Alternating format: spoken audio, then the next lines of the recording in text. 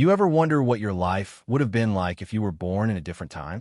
Not just daydreaming about castles and dragons or some movie version of the past. I mean, really think about it.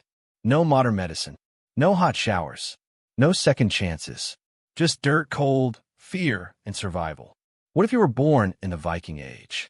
Not as some noble hero or chosen one, but as a regular kid. One of the hundreds just trying to make it through winter without starving or freezing to death. You'd wake up every morning in a smoky wooden hut, sharing one cramped room with your family, and probably some livestock. There's no privacy, no peace. The roof leaks. The fire barely keeps you warm. And the smell? It's a mix of old sweat, wet straw, and smoke that clings to your skin and never leaves. Your first thoughts each day aren't about dreams or goals. They're about food. Is there any? And if there is, do you get some?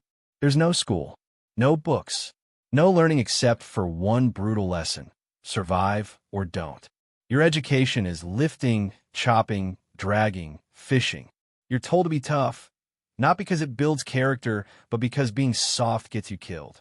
If you're lucky, you'll reach your teenage years. If you're unlucky, a cold or infected wound might take you before that. And no one stops the world to grieve. There's no time. The village must go on.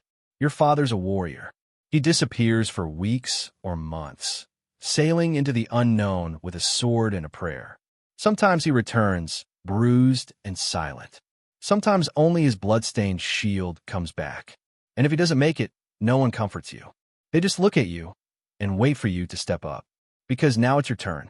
You're expected to take his place, whether you're ready or not. You train in the mud, in the cold, in silence. No one praises you. No one tells you they're proud.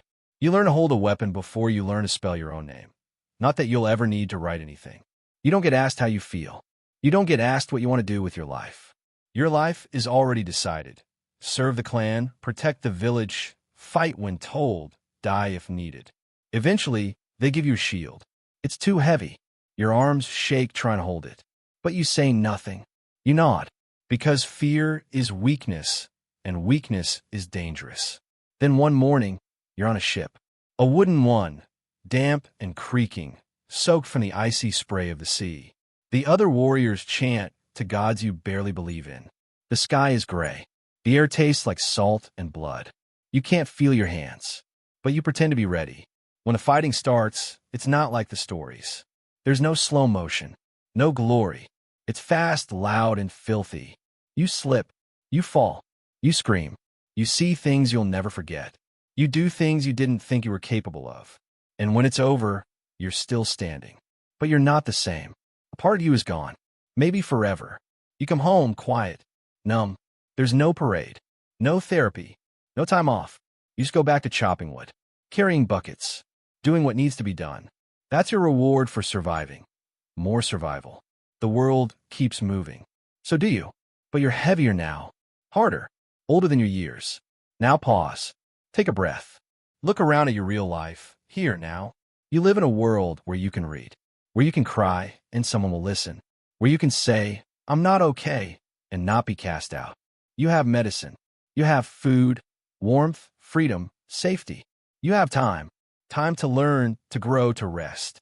Time to dream of things bigger than survival. The people who lived back then, they weren't stupid. They weren't savage. They were doing the best they could with what they had. They were strong because they had no choice. You have choices, and that's not weakness. That's a gift. So next time you feel like your life is hard, and it's okay to feel that, just remember what hard used to mean. It meant holding a sword at 13. It meant burying your father and stepping into his place the same day. You weren't born in the Viking Age. You were born now. And for all its problems, that's a miracle.